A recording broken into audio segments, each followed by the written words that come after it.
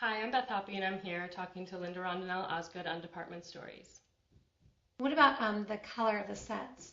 Like if you wore this, Oh raspberry yeah, you color, have wouldn't you to. be like a floating head or something? Yeah, you have to talk when you're doing a film. You have to talk with the set designer and see what color their office is going to be or their bedroom, and you have to make sure if it is like a red wall, you're not putting them in a red shirt or like a yellow shirt that totally clashes, and it all kind of has to blend. And it's all working on a film is so collaborative, and you're talking to the props people all the time, and because they're dealing with handbags and umbrellas and things like that, and the set people are telling you, and it also the set, if that's designed first, that can tell you a bedroom set what kind of character this is. If she's, really conservative, if she's kind of more of like a free spirit, it all has to work together, and it's tricky, and that's why I think that's why there's such a long production time on, film. Like there's probably a month before even an actor comes in that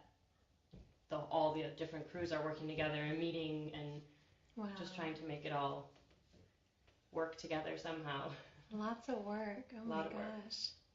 That's so cool. Don't you feel like you're just at the end of it all, and when you're at the premiere of the movie, don't you just have, what's that feeling like, just the sense of being... It's kind of just like a... Relief. It's done. Yeah, relief that's done. And usually, it's so much longer. So even if like you come off the movie and you're exhausted and you're frustrated about something that happened, and it's just exhausting to do one. By the time it actually comes out, it's like so far behind you that it's nice to just like enjoy it. If it came out a month later, I think you're so much more critical. But after a year and a half, 2 years, when it finally comes out, it takes that long after the editing. Sometimes wow. Yeah. That you kind of forget all the other stuff, and you just can watch it and enjoy it. But to see your name on the big screen, and I mean, isn't that just such a that was fun the first time. Yeah. And you have it forever. Yeah. It's something like you'll always have it. Yeah. And it's fun. It's fun to be a part of something, especially something like when I did He's Just Not That Into You, to be part of something that big and General Hospital that everybody knows about. Yeah. And of course. Awesome. So, give us some tips, like us everyday people or people like actors that are trying to break into the business that are going in. Do you have any everyday shopping tips?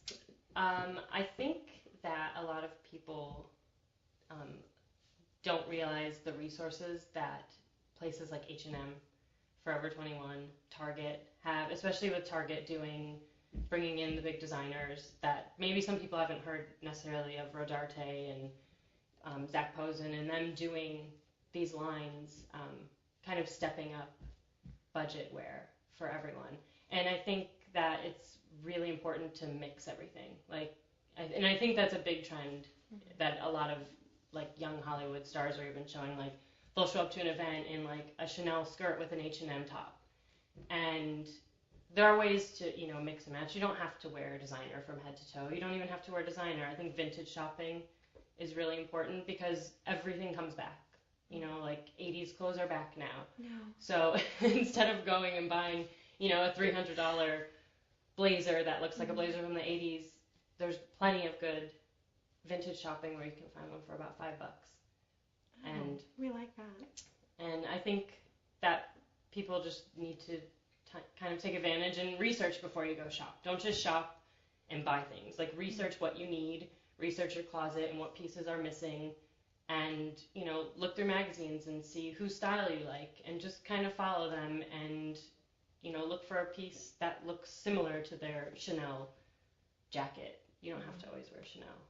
Such a good tip to look in your closet first. Because for some reason, I don't know what's wrong with me, but I always go and I'm like, oh, that's cute. And I always attract to blues or whatever. And I'm like, and I end up buying the same thing that I have like 5 of. Yeah.